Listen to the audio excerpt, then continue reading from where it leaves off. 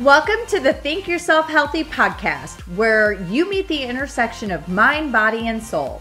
I'm your host, Heather Duranja, founder of Nutrition Vixen, registered dietitian, nutritionist, personal trainer, and cognitive behavioral specialist.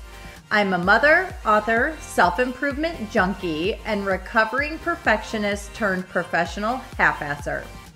Each week, I'll be bringing on a guest or a topic that will help you go from surviving to thriving. Are you with me? All right, here we go with today's episode.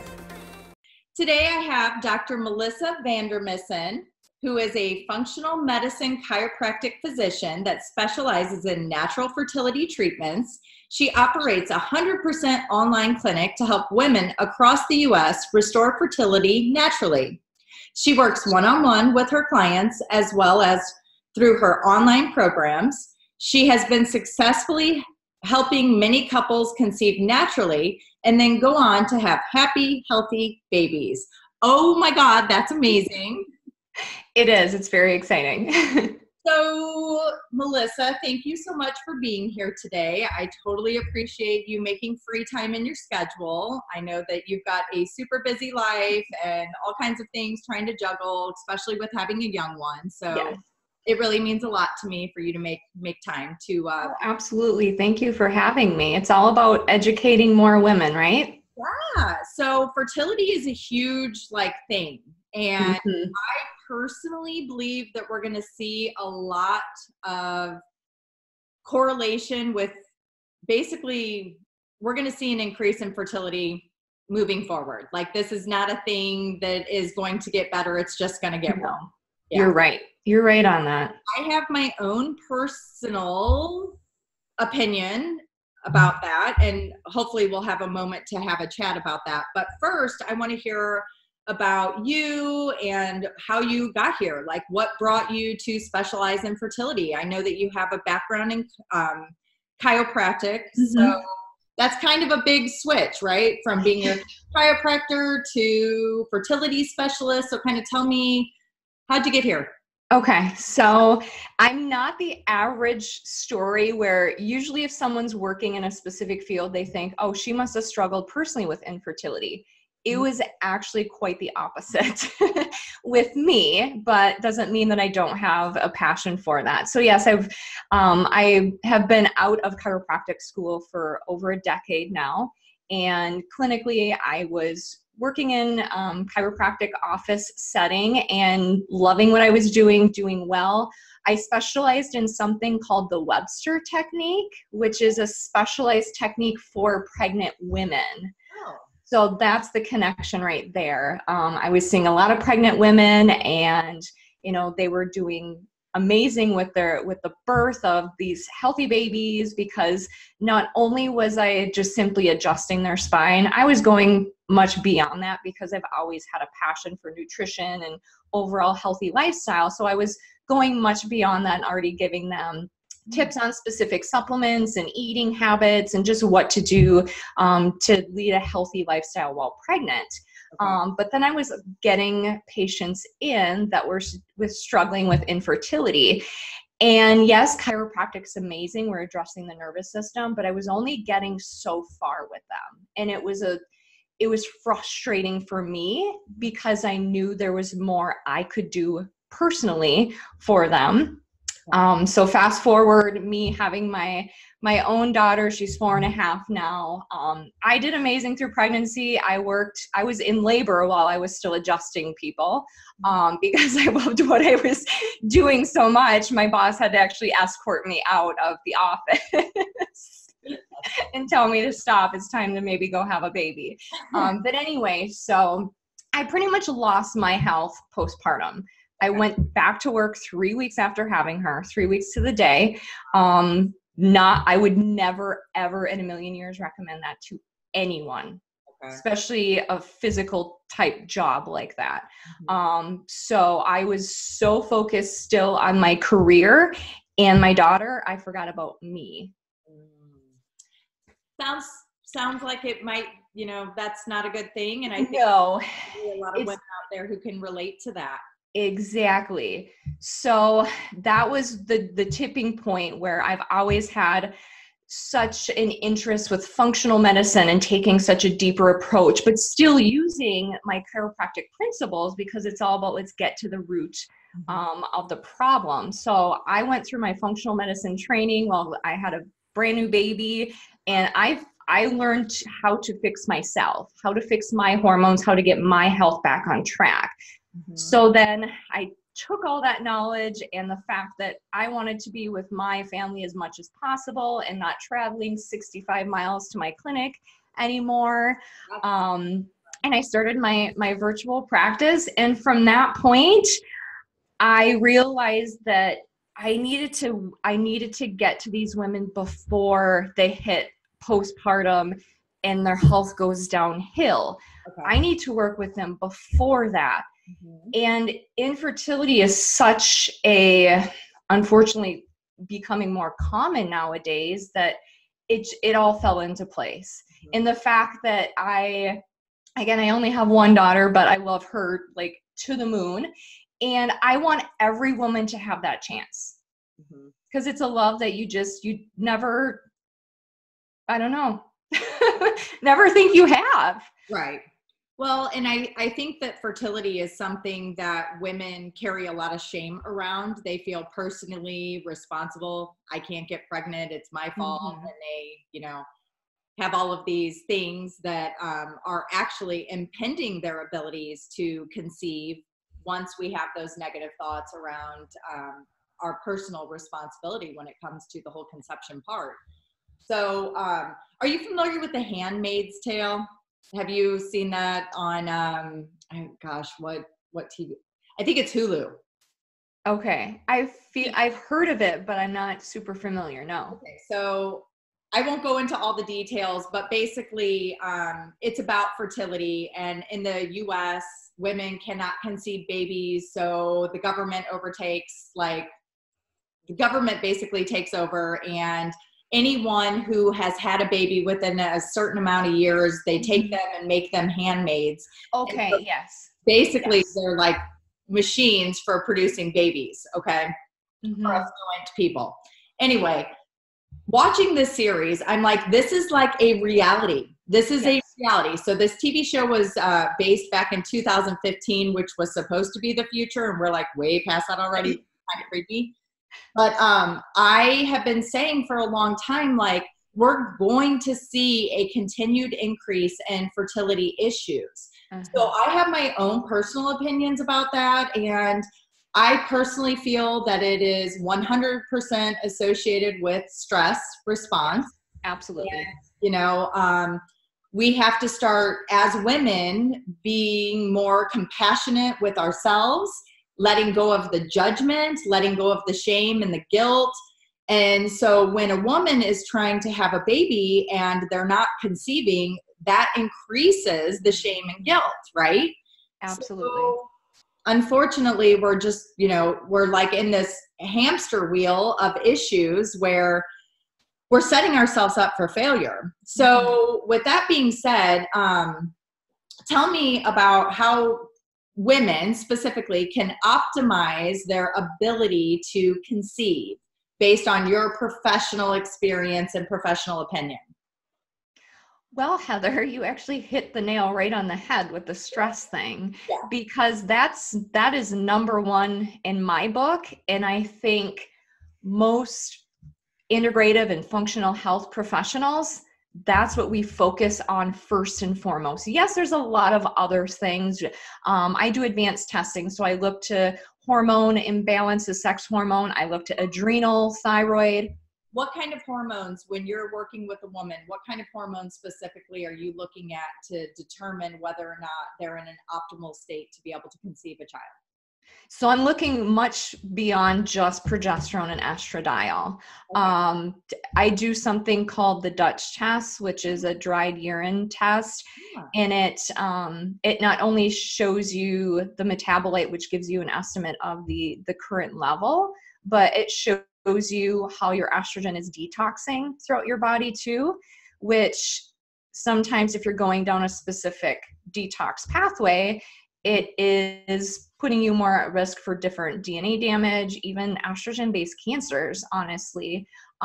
So it's looking much beyond just a blood level of progesterone, estradiol, which is estrogen, the most potent estrogen in a cycling woman, testosterone, DHEA, looking at cortisol patterns to make, exactly getting back to the stress thing, is the adrenals are overlooked in this by traditional medical professionals, which they don't have the training. That's not their job, right? They're not health promoting, they're helping with emergencies and medical things. So I think that's where all health professionals have to join hands and say, okay, this is not my thing. You need to go to someone that's going to look to these things. Right. So yeah, making sure we're looking at the adrenal glands, looking at cortisol output, a full thyroid panel, which is almost always missed. Mm-hmm. Ladies, if you have a TSH level on your thyroid panel, that is not a thyroid panel. I'm sorry. A TSH is hormones secreted from the pituitary gland in your brain, right. And it's giving such a little insight to what's actually going on with the thyroid. And a lot of times that can be a big culprit because too much stress is putting too much drain on the adrenal glands, which is going to in turn affect thyroid conversion and production of hormones, which is then going to affect sex hormones. Everything is related. It's not just a one thing.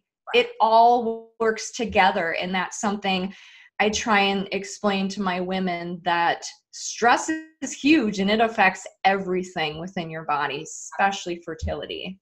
Absolutely. So when a woman typically goes to the doctor, they're having difficulty with conceiving, traditional medicine, they do minimal testing, especially around sex hormones. Mm-hmm. Unfortunately, they have to get referred to go to a specialist, and then the specialist, will have a panel of labs that they will perform. But as you're mentioning, a lot of things are overlooked, like a lot of things. And so when a woman finally gets to you, where do you start? Yes. And it really depends on the person.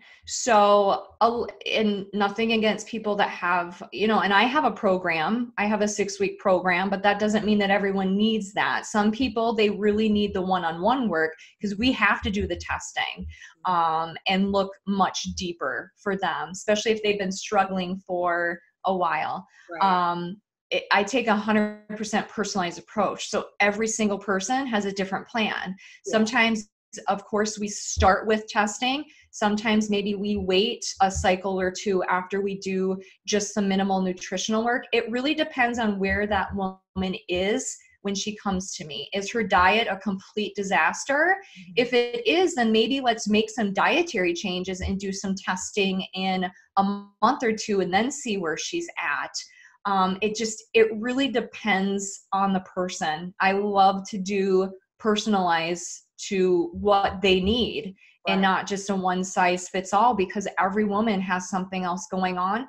I've had some women come to me and they have an extremely clean diet. They've been eating paleo for several months and they still are not getting anywhere. That's where we start with testing immediately to see what's going on. And I don't always just start with a hormone test. I might start with a gut test, okay, which is, a little different than average, but sometimes that gives me a lot of answers. What kind of things are you looking for?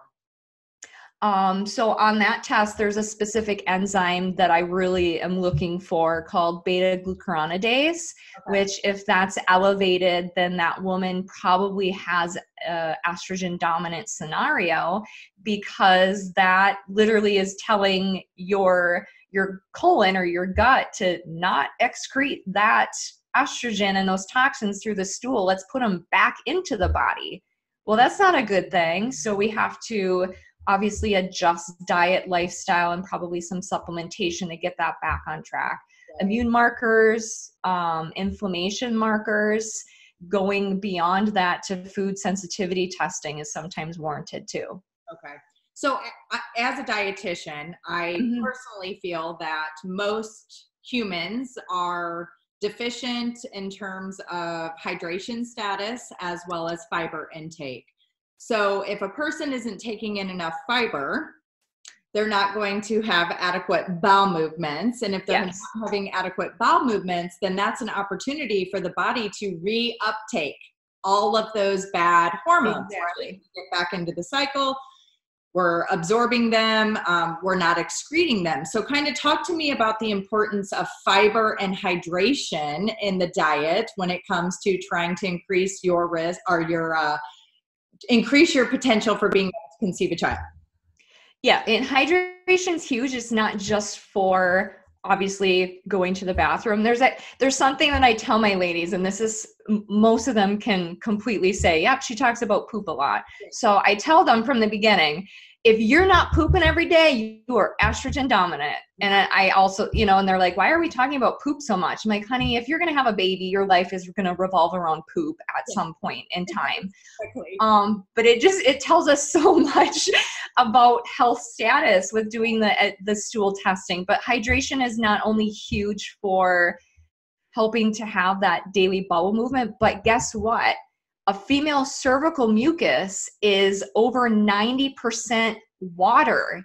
Mm-hmm. Cervical mucus is huge for ensuring, the fertilization of that egg. We need adequate amounts of cervical mucus. So if your body's dehydrated, it's going to use that water and hydration for obviously survival mode, not reproductive mode, right?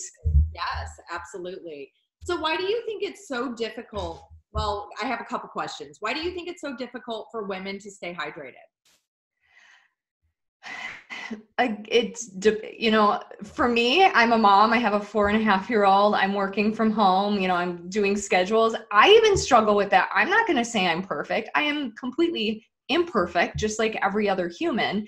Some days I'm great with it. Some days I'm not. Maybe it's that we have a million other things going on and we tend to put ourselves on the back burner.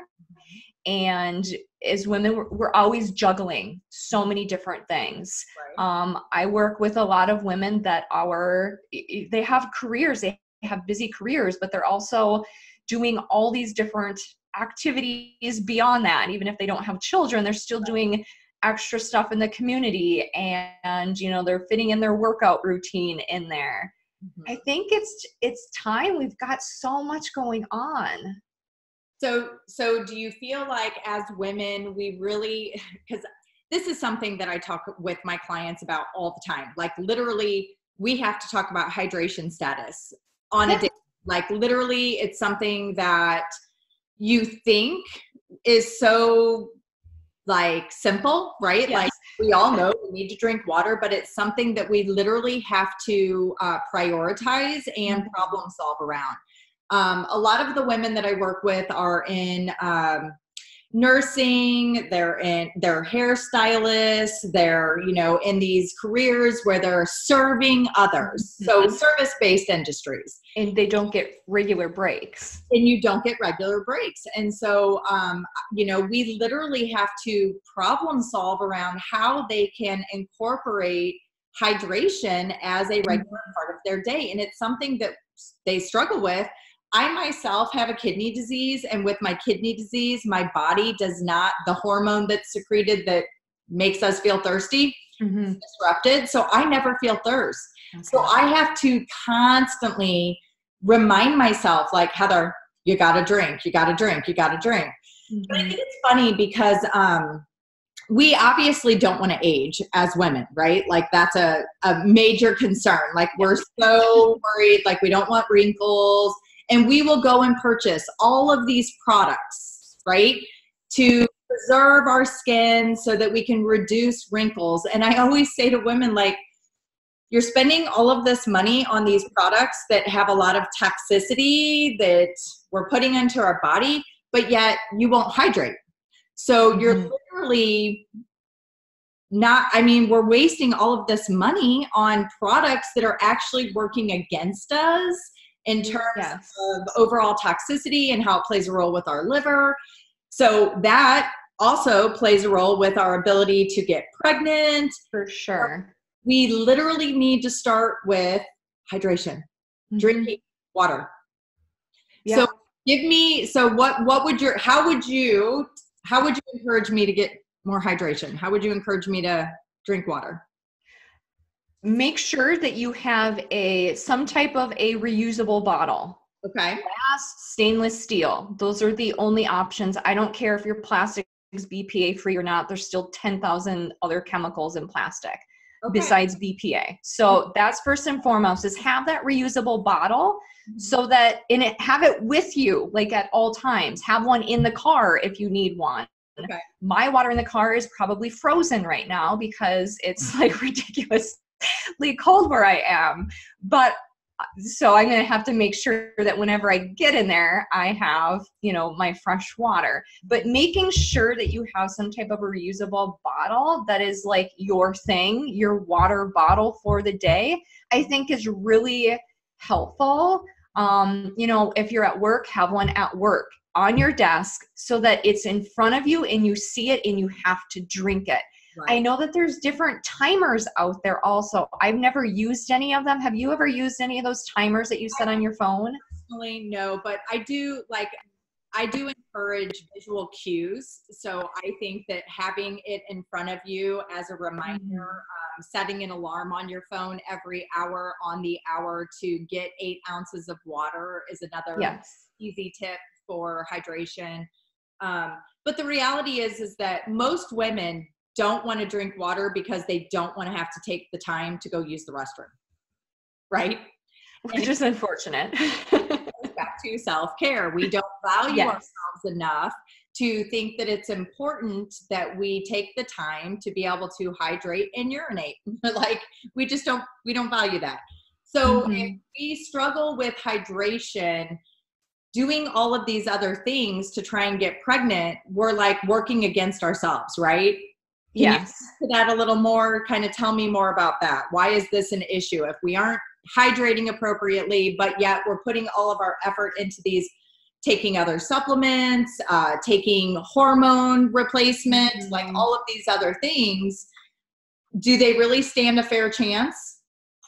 It depends on the person, their overall health status, but yes, it's getting back to the basics, right? And that's part of when I'm working one-on-one with women or in my program, is they're getting sometimes really basic information like drinking water, and avoiding certain things like you were talking about with the face products and all these products that we use. That's also part of what I incorporate with women, is what you shouldn't be using and things that are safe for you. But honestly, it is a lot of getting back to the basics and getting as close to nature as we can. Right.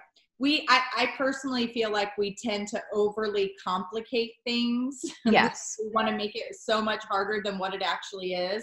And just getting back to those core fundamentals of basics, like you said, I love that term, getting back to basics. It's so on point because we overlook it. Like it's so stupid simple that we're like, no, there's no way. It's like, what? It's that easy. We got to start with hydration. We got to start with fiber. So yeah, honestly, sometimes I start working with women, and if it's someone that doesn't have the best diet and we don't want to go forward with testing right away, and we start with dietary changes and make sure they're on the right supplements, because we know that there are certain things that we want to be doing during the preconception period, which is 90 days before conception, because you're actually affecting the egg that will be ovulated 3 months later. Talk to me more about that. What kind of recommendations do you have? So again, it's just getting back to the basics of making sure that you're hydrating, decreasing your stress. There are studies showing that women during the preconception period, which is before you've even gotten pregnant, and during the first trimester, can have negative effects on that baby lifelong. And I'm talking like neuropsychological effects, getting into like the autism discussion. I'm not even going to open up that floodgate, but there's research showing that it could be linked to excessive stress before you even conceive that baby. We have to think like, is when we're trying as women to conceive, that's trimester 1 for me. I'm sorry. The second you start thinking about, you know, with your partner, wherever you are, that you're already a mom, you're in trimester 1, you're already trying. Yeah, I love that. So obviously I named this podcast, you know, think yourself healthy, right? Like it all starts here. It does. It all starts with our thoughts. And so women specifically, when they are trying to get pregnant, they're under a lot of pressure with themselves. So I always encourage them to let go. Like it's such an easy thing to say, but it's such a hard concept to actually digest. Like what the hell does letting go even mean, right? Like what exactly? How do we do that? Where do we start? We'll have to do a whole nother podcast on that specifically. For sure. But the reality is that the second we have a thought that does not serve us in a positive way, we elicit the stress response in the body. And the second that we elicit that stress response, there is a specific hormonal pathway that occurs. And so we're taking all of our hormones to make, well, progesterone, to make cortisol, to stay in that fight or flight mode. Over time, we're not going to be able to efficiently produce sex hormones. So, for sure, you know, fertility is not a survival mechanism. That's like an afterthought. We don't have to get pregnant. We don't have to produce those hormones in order to stay alive. Yes. And I think that women specifically are under a lot of pressure. We are our own worst enemies.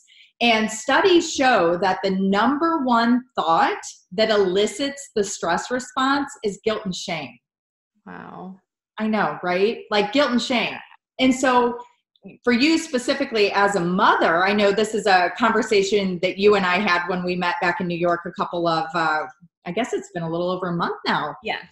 We had a conversation about this. And as women, we put so much pressure on ourselves to be perfectionist in every aspect of our lives that when it comes to getting pregnant, we're setting ourselves up for failure because all of our thoughts have this expectation that are unrealistic. And so we're taking all of those hormones and utilizing them just to stay in fight or flight mode, which over time becomes problematic. Negative feedback loop with the brain. Exactly. Which, you know, the more that you're in fight or flight, and it doesn't matter if the stress is happening or not. If you're thinking about it, your body does not know if that is stress that's real or perceived. Right. You're going to have the same exact effect on that. And over time, the way that our adrenals work with our brain and the hypothalamus and pituitary, and they kind of downregulate that response. And then that affects our sex hormone production. Because like you said, our body doesn't have to reproduce. Right. We have to survive. Our bodies are so much smarter than I think most of us will ever give it credit.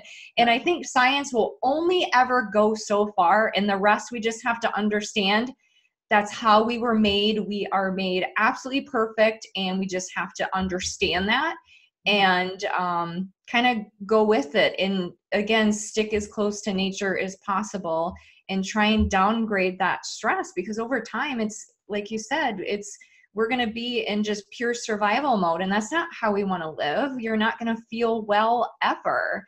Right. And I get this question actually quite a lot, and I have quite a few women. They come to me, they're overall pretty darn healthy. Honestly, they're fit, they're like a healthy body weight, but the common thread I'm finding is most of them are very similar to me, that type A personality. Yeah. And I'll get this question very often, and they'll say, you know, I have friends and people that I know, and they're really overweight and they just eat really unhealthy. And why do they get pregnant so easily? It's not fair. What am I missing? And, you know, it's got to be the stress factor, the personality is that, and nothing against someone that, you know, that lives that way. I'm not saying that it's not fair, but just giving an example that that's something that women notice. Mm-hmm. And that's more of like that type A personality, that they're noticing all these things around them and they're like, well, what's wrong with me? And then it stresses them out even more. And then we're going backwards even more. Right. So yes, a lot of it's the mental factor. It's the stress that's affecting us. Yeah, unfortunately, stress is the root of all cause when it comes to our health and, you know, all of the things that are happening. We know that there's direct correlation between what's going on in our gut, what's happening in our brain. Mm-hmm. When we're in fight or flight mode, it inhibits the parasympathetic nervous system, which shuts down our ability to rest and digest.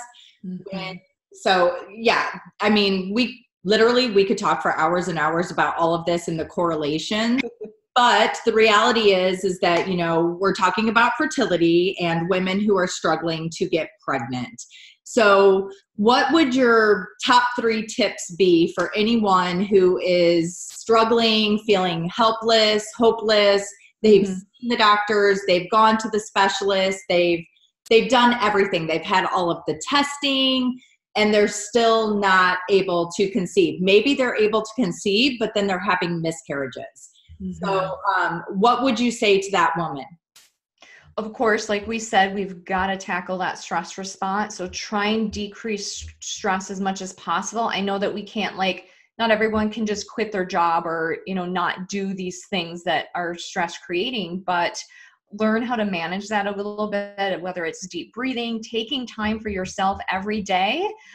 That's huge. And it only can take 5 minutes where you set those 5 minutes each day. It doesn't have to be a specific time every day, but you have to take some time for yourself every single day and kind of reset. So that's huge with the whole stress response, the deep breathing. I don't know if that's something I'm the shittiest breather ever. So am I. I suck at breathing, honestly. I had no idea what a poor breather I was until one day I called up a girlfriend and I was like, hey, I need to go to the beach. I need to de-stress. So she meets me, we get down to the beach, we're sitting there, we're on a blanket, I'm staring out at the ocean, and she literally reaches over and punches me in the arm. And she's like, hey, are you going to breathe? And I was like, what do you mean? She's like, you literally have not taken a breath in the last minute and 20 seconds. And I'm like, oh, what? Oh my God. So I'm sitting there with the, you know, the thought of I'm doing this to de-stress. And the whole time I'm holding my breath. And I'm like, okay, all right, this is an issue. So I had to take proactive measures and I started working with breath. So I actually hired a person to help me learn how to breathe. And it was so uncomfortable. Like, oh my God, seriously, so uncomfortable.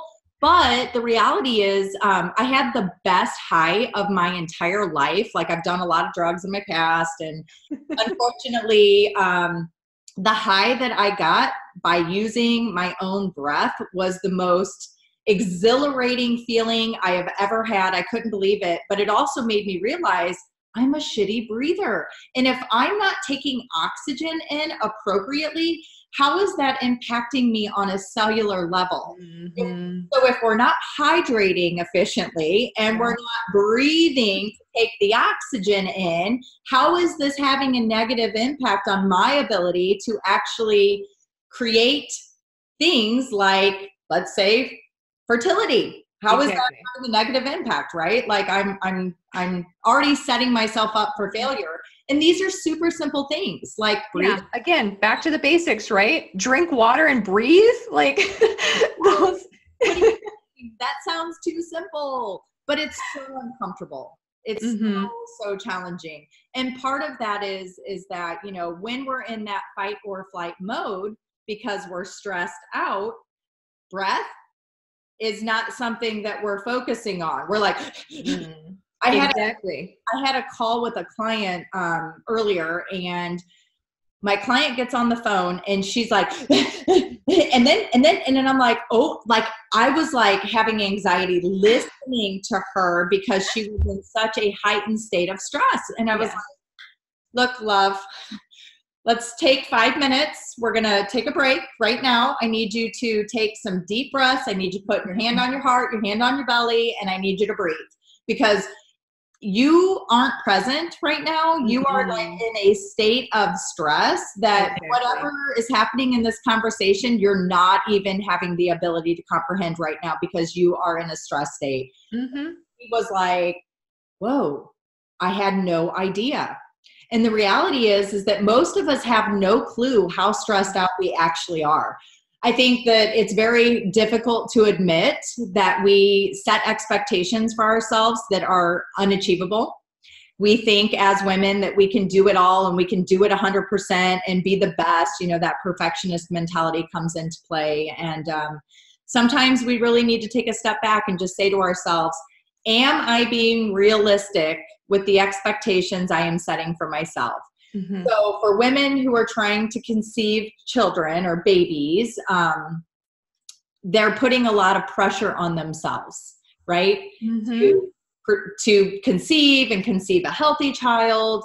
That's a lot. And so for that woman out there right now who is thinking about getting pregnant or maybe is struggling to get pregnant, has been struggling for months, maybe years, what is the number one tip that you would give them to set themselves up for success? Oh gosh, only one. Just one. Just to find themselves, honestly. You've got to find yourself before you enter that motherhood journey too. I think that's really important because everything changes. It's not that it's a bad change in any means, but your life changes. So making sure that you find yourself, know who you are, and that's going to help, downgrade all these different stress responses too, I think, is just really know exactly your goals in life and, prepare yourself mentally and emotionally. It doesn't always have to be physically. I mean, yes, it's important also. But yeah, I think that's really important. And I think that as women, we don't really, not every woman understands that physiologically we're very different from men. And I am in no way like an anti-feminist at all. I just like women to know that we were designed very differently and we can't do what men can do because stress affects our body and our endocrine system completely different than it affects a man. And I think as a woman that's, whether she's in a relationship or married, or she sees it like your husband or your partner, it doesn't affect them the same way as it affects us. We were made different. Our endocrine and our hormone balance is very intricate compared to a man. That doesn't mean that we can't have a career and we can't do, these things and works outside of the home. I'm not saying we have to be like a housewife, but we have to understand that we were made different and that's okay. We're women. We have to embrace that. We create life inside of us. I think letting go of the judgment is so important, especially for someone who is trying to get pregnant and struggling with getting pregnant. They really judge themselves in a negative way, which ultimately, elicits the stress response. Like I can't say, I feel like sometimes I'm a broken record with my clients talking about stress. And the reality is that we have to really get crystal clear with what the triggers are, where the stress is actually coming into our life.